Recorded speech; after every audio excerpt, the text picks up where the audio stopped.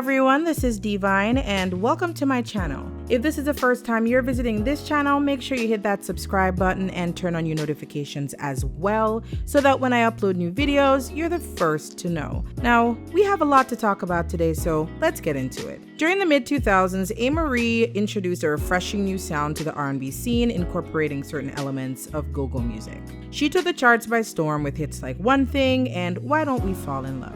This new sound would go on to be copied by other more established R&B artists, giving Ameriie major competition, but that's the way of the music industry. Ameriie's sound definitely ushered in a period of change in R&B, and after that she seemed to gradually fade away into almost obscurity, while other female artists rose to the top of the game. With all the potential she had to be a superstar, the looks, the creativity, and talent, what happened? And what has Ameriie been up to all these years? Ameriie was born Ameriie Marie Rogers on January 12, 1980, in Fitchburg, Massachusetts. A few months after her birth, her family moved to South Korea, where they lived for the first 3 years of her life. She has a younger sister, Angela, who's been working as a transactional attorney in the entertainment industry for more than 15 years. Her mother, Mai Suk, is a Korean-born painter, singer, and classical pianist who nurtured an appreciation of the classical arts in her children. Her African-American father, Charles Rogers, who served as a chief warrant officer in the U.S. military, introduced her to R&B music and ensured that his daughters were raised with strong values. As the child of a career military man, she grew up at various military bases all over the U.S. and around the world during the 1980s, including places like Alaska, Texas, and Germany. Ameriie's parents raised her and her sister in a conservative, traditional Christian household. While growing up, they weren't allowed to leave the house or use a phone during weekdays while they attended school. Ameriie has described her sister as a more popular, sociable one when they were kids, while she tended to be more on the dorky side, focusing on artistic pursuits and spending a lot more time in her room, locked away from the world. At an early age, she attended dance classes and developed a love for singing as well, performing in talent contests. After she graduated from high school, her family settled down in Virginia, and she ended up attending Georgetown University in Washington, D.C., majoring in English and fine arts and minoring in design. While attending Georgetown, she enrolled in Navy ROTC. She explained that her father did not force her to join, but that she felt she had to in order to afford her education at the time. She ended up quitting ROTC after her sophomore year, though. While studying at Georgetown, she made friends with a local club promoter who then connected her with Rich Harrison, a producer who had just finished working with Mary J. Blige on 2 of her albums. In an interview with Maxim magazine, she explained that she agreed to meet up with Rich at a McDonald's parking lot because it was a public place and she didn't know him. When they met for the first time, he played her some of his tracks and she sang along to them. After realizing what great musical chemistry they had, they started working on some demos. Harrison used his few industry connections at that time to secure Ameriie her first record deal with Rise Entertainment and Columbia Records. In 2001, she was featured on rapper Nas's single Rule, where she sang the chorus. Finally, in July 2002, her debut single Why Don't We Fall in Love was released, peaking at number 23 on the Billboard Hot 100 and becoming a top 10 hit on the Hot R&B Hip Hop Songs and Hot Dance Club Play charts. Her debut album, entitled All I Have, which was produced and written by Harrison, was released that same month, peaking at number 9 on the US Billboard 200 and is now certified gold. Ameriie was next featured on rapper LL Cool J's hit single Paradise, where she sang the very catchy chorus. The single did well on the charts and was featured in the 2003 film Deliver Us from Eva, starring the rapper and Gabrielle Union. Her 2003 single Think of You, produced by Rodney Jerkins, was featured on the soundtrack for the 2003 dance film Honey. She didn't just focus on music during the earlier years of her career. She made her acting debut in the 2004 film First Daughter, starring alongside lead actress Katie Holmes, who played the role of Samantha Mackenzie, the daughter of the President of the United States, who recently enrolled in college. Ameriie played the part of Samantha's college roommate, Mia Thompson. The film was not a commercial success and received negative reviews upon its release. That same year, she started working on her much-anticipated sophomore album, Touch. She collaborated once again with Rich Harrison, who was getting a lot more attention from big-ticket performers at the time, producing Beyoncé's Crazy in Love and Jennifer Lopez's Get Right.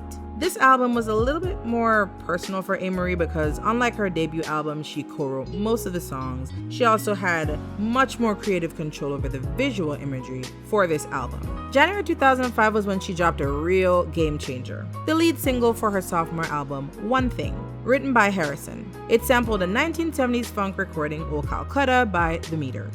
This was a big departure from typical R&B songs, incorporating heavy percussion and other elements associated with go-go music, which originates from Washington, D.C., where she went to college.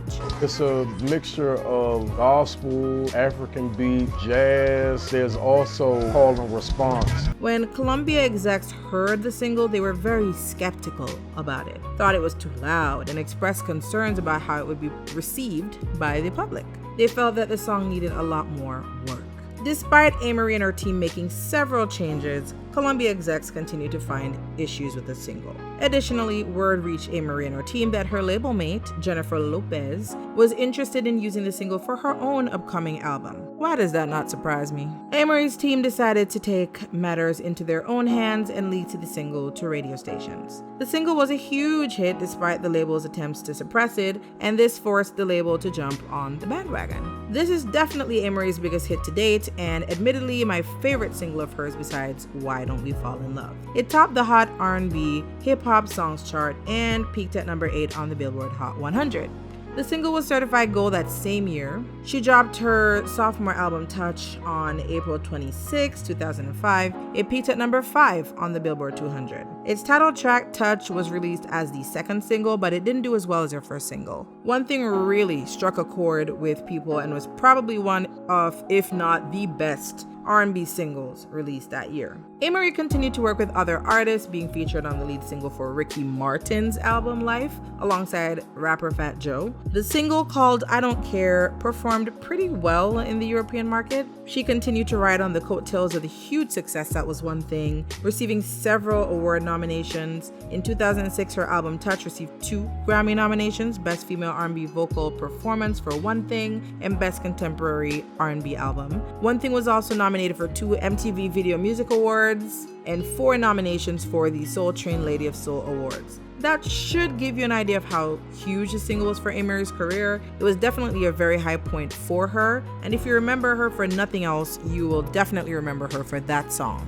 Not one to sit idle for long, Ameriie was eager to move on to other projects, especially after the success of her sophomore album. She released 2 other albums, Because I Love It in 2007, followed by In Love and War in 2009. Because I Love It was her first album to not feature any writing or production from Rich Harrison. There was a lot of speculation about this because the two worked so well together. Ameriie said there were no issues between them, but I imagine after the success of One Thing, Harrison was in high demand by other artists. He worked with artists like Usher, Beyonce, Jennifer Lopez, Toni Braxton, among others, as the demand for his work increased. Additionally, maybe there were some hard feelings as he helped other artists to take Ameriie's new style and run with it. During an interview with The Breakfast Club, Ameriie said that every artist is influenced by other artists, both old and current, and so she had no problems with others incorporating her style into their music. She's sweet and very diplomatic, but I don't know if I quite believe her about this one. She explained that her third album was influenced by 80s music because she loved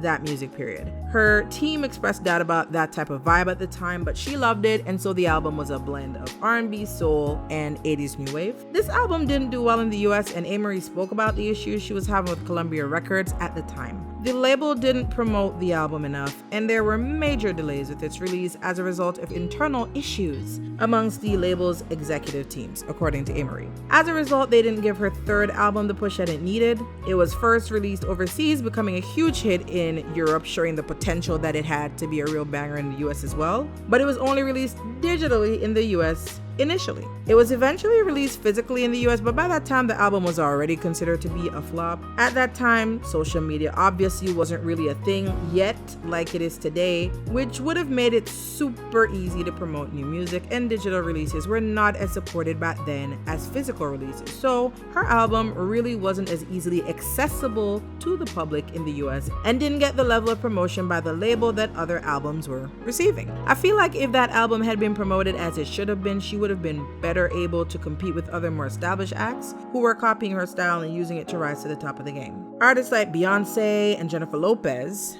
definitely benefited from Amerie's influence, even though she really doesn't get much recognition for it. Additionally, I feel like this was the label's big FU to Ameriie after she and her team went behind their back and leaked single One Thing so that it could get promoted, because they were promoted and giving them a lot of pushback. And although it's ridiculous that they were basically sabotaging one of their own artists who essentially could have made them so much more money, I really do think that that factored into their decision to not adequately promote the third album as well. By the time she dropped the fourth album, In Love and War, she had signed a new deal with Island Def Jam, and they allowed her to release the album under her own label, Phoenix Rising. This album was described by Ameriie as a fusion of hip-hop, soul, and rock with elements of 70s music, and was a direct extension of her first album, All I Have. After the release of this album, Ameriie took a break from music and focused on her personal life with then fiance and manager, former Columbia Records exec Lenny Nicholson, after announcing their engagement in February 2010. Soon after, Ameriie announced that she had changed the spelling of her stage name. Fans found this pretty random and wondered why this was even a thing. She literally just added a second I to her name, which just seemed unnecessary at the time. Ameriie addressed the name change, which she says was actually done legally, because I think people thought that was just like her changing her name for fun or something. Yeah, legally changed. And she says that she operates on vibes and intuition, and she believes that everything is energy. So she decided to include a double I because it felt right for her going forward. But the pronunciation of her name hasn't changed, just the spelling. The following year in June, after dating for 7 years, Ameriie and Nicholson got married on the island of Anguilla in a beachfront ceremony. Newly married, Ameriie then announced that she was working on a fifth studio album called Cymatica Volume 1, with plans to make it a trilogy. She even mentioned that she might reunite with Rich Harrison, who she hadn't worked with for a few years up until that point. She explained that the new album would have trance, electronica, house, and new wave music influences. She also spoke about her love for science and how she wanted that to also reflect in her music. In 2012, she announced a mini LP called The Prelude, and the following year, she announced a follow-up to her third album called Because I Love It, Volume 2, which would include songs that didn't fit the theme or sound of Cymatica. They were more aggressive with heavy percussion, while still maintaining a soulful element, according to Ameriie. Both albums were set to be released in 2015, but that is yet to be seen. She launched a YouTube channel in 2014 focused on books, beauty, and lifestyle. She announced on her channel that her Vivo and lifestyle channel were now merged, and so all aspects of her life would be featured on one account. She finally reunited with Rich Harrison to work on a single called Out Loud, which she promoted through live performances, and then made it available on SoundCloud and YouTube. She followed that up with the release of 2 EPs in 2016, which she announced during her Breakfast Club interview. One of those EPs, called Drive, was named the best R&B album of 2016 by Rolling Stone, getting more than 100,000 streams within the first 3 days of its release. Ameriie has always been an avid reader and is now a New York Times best-selling author. Venturing outside of music, she published an anthology book through Bloomsbury Publishing called Because You Love to Hate Me, 13 Tales of Villainy in 2017. She collaborated with 13 best-selling authors and 13 influential booktubers to create short stories focused on villains. She expressed that she's always had a love affair with villainous characters. She considers villains to be very pragmatic and willing to do things that heroes won't or can't do because they aren't afraid to get their hands dirty. She has since published several other books rooted in the fantasy and sci-fi genres. She launched Ameriie's Book Club in 2019, where she highlights diverse and unique perspectives and voices. And I think it's great that she's using her platform to promote writers who might not all have the exposure or who don't have much of the spotlight on them despite their tremendous talent. You can follow that Instagram, which I'll link in the description box for those who want to check out her book recommendations. In 2018, she promoted 2 new albums, 4 a.m. Mulholland and After 4 a.m., which would be her first independent releases since the Drive EP. That same year on May 15th, Ameriie and her husband welcomed their first child, a son, who they named River. As an artist, Ameriie has always been very involved in the creative process behind her music. She has writing credits and has also been involved in production, among other things, for her albums. She has cited various musical influences, popular musicals like Grease, traditional Korean music, 80s pop, new wave, German music, 60s rock, Motown, R&B, and hip-hop, among others. For her, music was not just about getting super rich and famous, although I'm sure that would be a perk. She really enjoyed the full experience of being in the music industry and working on new projects. Fans have always wondered why she didn't become the huge superstar that she should have been, but for Ameriie, that was never the goal. She explained that sometimes before she is even done with one project, she's already thinking about her next project or next move. While there are times where she feels relatively stunted creatively, she really enjoys working on new projects, and in the music industry, things tend to move a lot slower than she likes, which is what she experienced being signed to both Columbia and Def Jam. As an independent artist, although she hasn't seen the same level of success musically,